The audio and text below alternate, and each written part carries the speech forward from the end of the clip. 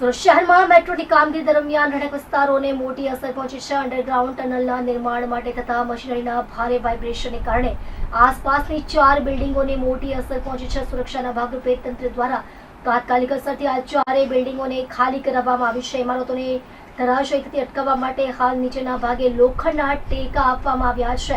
આ બિલ્ડિંગોમાં રહેતા તમામ પરિવારોને સુરક્ષિત રીતે નજીકની હોટલોમાં શિફ્ટ કરવામાં આવ્યા છે।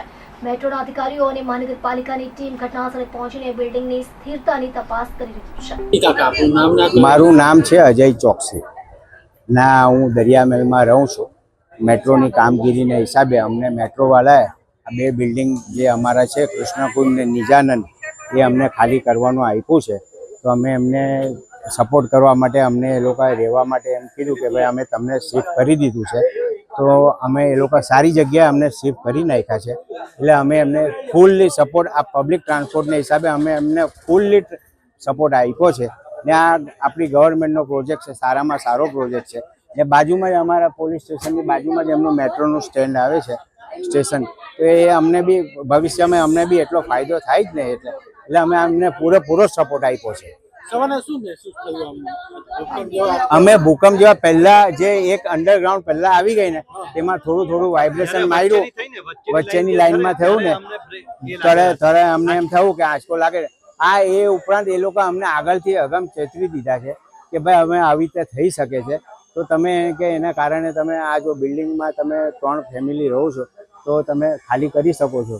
તો મેં કહું અમે પૂરેપૂરું તમને સપોર્ટ આપશું ને પૂરેપૂરું એમને અમારું આ કમ્પાઉન્ડ બી એમને વાપરવા આપ્યું છે, અમને માલ સામાન વાપરવા પણ એમને આપેલો છે ને પૂરેપૂરી અમે જગ્યા એમને પૂરેપૂરી સપોર્ટ કરવા અમે એમને બધો સપોર્ટ આપ્યો છે।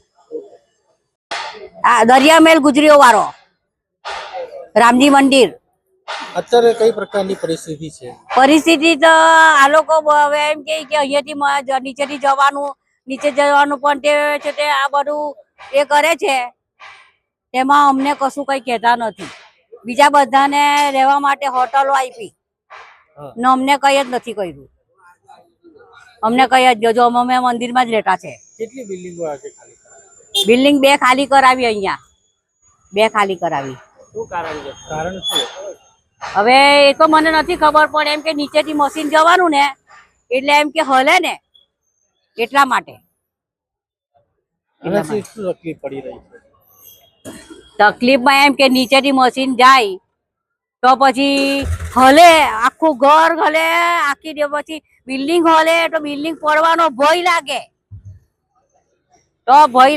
તો અમને કોઈ પણ સેફટી મળે તો અમે નીકળી જઈએ અહીંયાથી। અમને આપો સેફટી તમે।